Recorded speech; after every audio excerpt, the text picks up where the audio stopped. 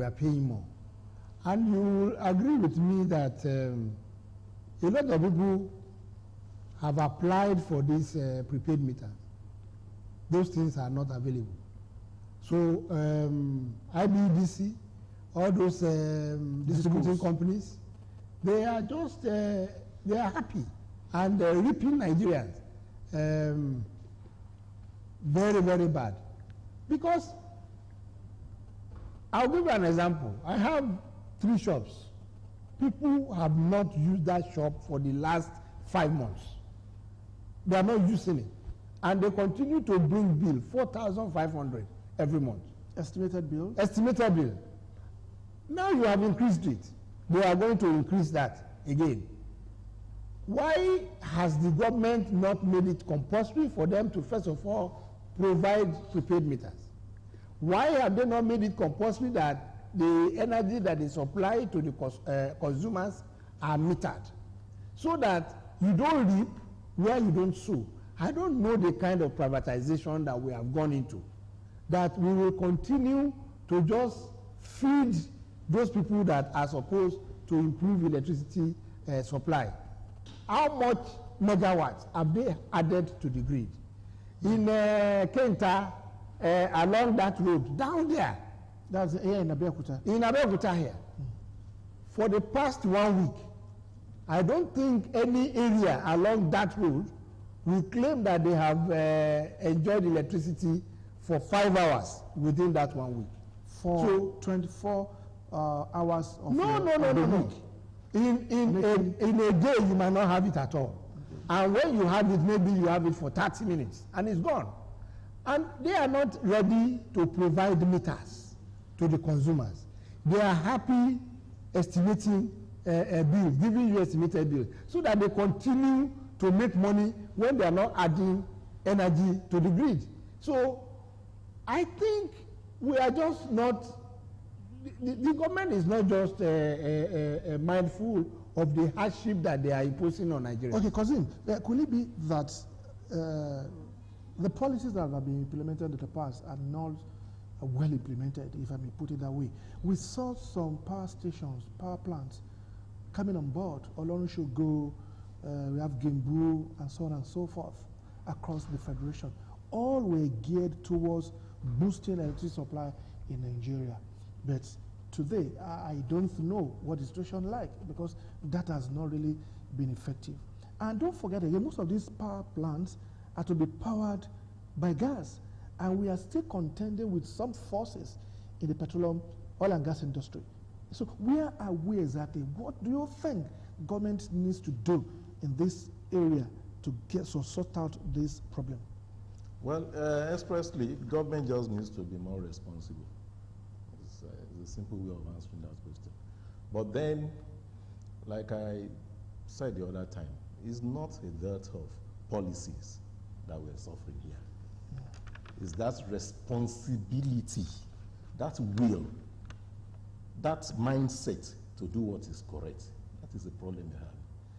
For instance, the hike in electricity tariff is not like we started with this government, with this administration. It's an inherited agreement, you know, and it's there as a clause in that agreement from I think from the onset, from the early period of the so-called privatization of that sector, you know. And I remember when the Electricity Regulatory Commission was discussing this early this year, they mentioned that the agreement at the initial stage was to do a cost-reflective tariff, you know, on the side of the discos, you know. But then, because governments knows the effect and the impact that would have immediately on the economy if the discos were to charge according to their inputs immediately. So governments are providing subsidy as they do with petroleum too, on that side too. So they were doing not cost, you know, reflective, you know, tariff. But that went on. The agreement was still there. That was supposed to go on for a short period. But, you know, they kept postponing until March this year. where the government said, okay, there was this order that was raised. But then something was done. You know, and that's why I say it's not about policy, it's not about plans. That's not the problem we have. We have good health in this country. We have the manpower. We have the human resources. They came up with this plan to allow, there was a public hearing held by NAC, the Regulatory Commission. Yeah. And the outcome of that hearing, public hearing, informed the order that was made by March 2020, you know, kind of, you know, putting the just slight adjustment to the initial agreement, because it was a joint interaction. The discos were there, the customers were there, and that is how government should be run anyway. You know, it would have been wrong to go and do this thing in vacuum like it was being done in the first instance. But in this case, the major stakeholders, yeah, the end users, the consumers were involved. Okay. And one thing resonated all through that public hearing is to say that, it's not that, like we do with even communication, it's not that we don't want to pay for these tariffs, but you must give us quality service that is commensurate with what you are asking us to pay from our pockets. And then that was why suddenly the thing was adjusted to now make it, you know, more of a service reflective tariff. That is what is on ground now. You understand it? So this is what government now did, in agreement with the discos, and that is where the problem would arise. That's why I foresee problem will arise from. In agreement with the discos, it was agreed that, okay, yes, this is how we do it. The consumers have asked that before you can start hiking their tariff, you must give them quality. And it was agreed that, okay, you must give 12 hours of uninterrupted power supply, quality in a day, before you can apply this new tariff. So clusters were formed, clusters of consumers, to say, okay, yes, these clusters we can guarantee there. This place we cannot guarantee. And you know the effect of that. These codes are in this for business, they're in this for profit. So the implication is that this would impact on that sector, on the country, on the ordinary citizens, so negatively, in the sense that the discourse now, for instance, in Lagos, the electricity is asking that they base theirs at Ikeja, where they have, you know, industries, commercial, and all of that. And then if they concentrate there and give them power, it will be to the detriment of residential area, the poor families, maybe in Agbado and all those areas. And that's why you see more darkness, more power cuts now. Because ordinarily that was what we even, you know, encountering even before now. But it's going to be more aggressive because it's now lawful. Okay, Engineer Olori, this is like a two-edged sword. Increase in pump price of fuel, and just 24 hours after, 24 hours before we had that of electricity tariff. And a lot of people will still make recourse to generators as alternative power supply. So that means you still have to go and get fuel to power the generator. For those who use diesel generators, they equally have to buy. Now, you are an advocate of deregulation. We have seen partial deregulation here in the electricity power industry. Do you think if the government also took the part of food deregulation, we might begin to have sanity, we might begin to have a bit of electricity supply, maybe up to about 12, 14 hours in a day? You see, if the government, if they deregulate, and I mean honest deregulation, you privatize the refineries, it might be hard at the beginning, but at the end of the day, it will be good for Nigerians, because the refineries will be well run.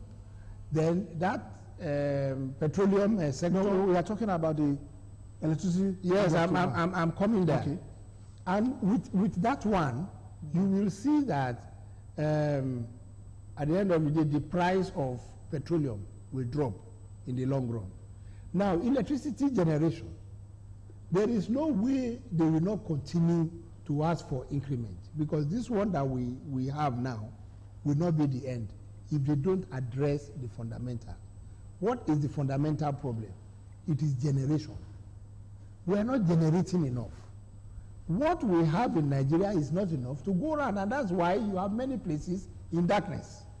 During the COVID-19 pandemic, that when it was biting hard, you will observe that the residential areas were having electricity because most of the companies have shut down. And that shows you that we are not generating enough. Why is government not focusing on generation? This government has been in power for almost 5 years now. If you start to build a generating company, it will have started producing. But we also have the generating companies. You say you have generating companies. You know, because we are not dealing directly with them. We only know that, okay, we have electricity, we don't have it. But the ones that we deal with are the distributing companies. Yeah. And they are asking for more money because the generating companies also are asking for more money. Okay, could you please hold your thought? We have a caller. Hello, good afternoon. Hello. Hello, good afternoon. You're welcome to the program, Democratic Party. Hello. Hello, please go ahead. We are listening. And tell us where you are calling from. Joseph on the line. Joseph on the line. You are calling from where? Yes, please, what I want to say is that this government should remember that they are here for the masses. Okay. I'm coming from Kotemu inside. Now, if for local government area of Ogun State. Okay, Joseph calling from me for you. Go ahead. Yeah, please, this government should know that they are here for the masses. But if they are treating us like this, we are not having confidence in them any longer. So which means everybody should go and look for how they can survive without depending on the government again. Please, the government should remember they are doing these things at the But Joseph, a bold step has just been taken. Hello, Joseph. A bold step has just been taken to fully deregulate the petroleum industry. Don't you think that could be one of the strategies to make things work well for Nigerians? I think he has dropped. Okay, I think he has dropped. Okay, so you land on your thoughts. So what I was saying is, the first step should be to increase the generation. When we have enough power, it goes round. And you know, simple economics of large scale. When you produce more, the unit cost will go down. And then Nigerians will not have to pay as much as we are paying now. But because we are not generating enough, the little is not enough to go around. And the discos, the gencos, they want to have more money. Okay, so how do we get it? Okay, consider what has happened to other sources, alternative sources of generation, like we have the solar, we have the sun, what is it called now? That we can also use the sunshine, we have wind shield that can also be used to generate electricity. And we also have gas, plants that can be powered by gas. But what can be done here? What do you think government has been missing in the past that can be fixed now to really increase generation? I think it's also embedded in that plan to provide the 2025 the economic sustainability plan of the present administration is there. I think the vice president in the ministerial performance review recently even reiterated that government is looking in the way of solar housing programs now. You know, where but I think the way they plan to implement that is to take it off the hand of government as it is, and put it in the hand of the private sector, but with a bit of government regulation on how, because the idea is that it is also increase employment and engender stimulate the economy. That's the whole idea. But truth is, we say so much about all of these alternative power supply. We talk so much about them, and we talk around realities that yes, all these things abound. Why are we so dependent on hydroelectric alone when we have, we have wind in the northern side, we have enough sunshine, we have all of that, and we could tap into all of them. But the thing still boils down to one thing that's been recurring here. And it resonates every time this kind of discussion occurs. See, we have God-given gifts, But it's humans that will convert these gifts to benefits. It's about us. It's about us.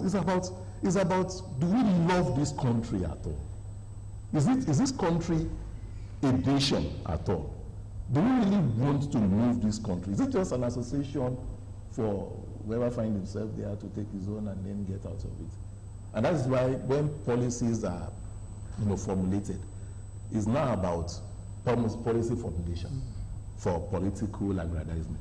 It's about policy implementation for real success and outcomes. Okay, Engineer, maybe you want to add something? Yes. And in addition to that, maybe you also look at this issue. Our work as a school of thought believe that the minimum wage has not been implemented, and we're having this coming on board. The thing is, you talked about solar, wind, hydro, gas. We have a lot of gas in Nigeria. And there is nothing that stops the government from having gas turbines, gas turbine generators. And then we make use of the gas. We have gas in abundance in Nigeria. But what are the efforts? All these power generating stations that we had in the past. Under President Obasanjo regime, we were generating 3,005, 4,000.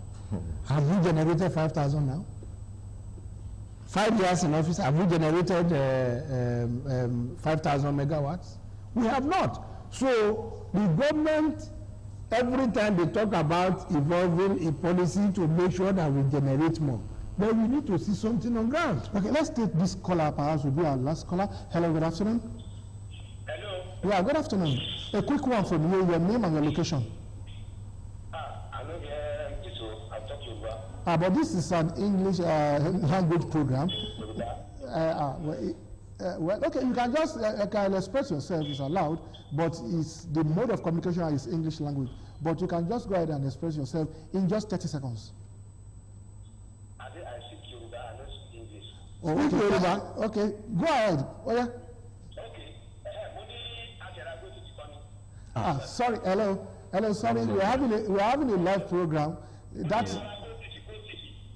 Hello. This is not a platform. This is not a platform to say that. Maybe you have to call the right channel. Sorry about that. This is not a platform for you to talk about a product that you have just bought. Maybe you have complaints with it. So solar energy, we know the instability in the solar energy. When you have very dull weather, you don't generate much. And the cost of installing these solar panels, and then you have to buy inverters and all those ones, is costly for Nigerians as individuals to go into solar energy. Of course, some people are already embracing it if they don't have much to use. But Nigeria as a government can tap into the abundant gas reserves that okay, in one sentence, because we need to round off, in one sentence, minimum wage yet to be paid to workers, we're having this development. Nigerians are getting poorer and poorer. Government is taking much from the masses, so we can only appeal to them to pay the minimum wage. And from Kozim, your final shots. Yes, my final shot is that if government is taking subsidy off petroleum products and off electricity, government should take subsidy off the fat lives of political office holders. Okay, thank you very much. Yes, on that note, we are going to round off this week's edition of the program, Democratic Park. We have had a conversation with Engineer Twoedged Olori, who is an oil and gas expert, and Kozim Shanusi, of course, who is a public commentator. And I hope we've been able to enlighten you in one way or the other on the topic that we have discussed today. I remain to the show, okay? Keep flourishing in the peace of the Most High. Bye for now.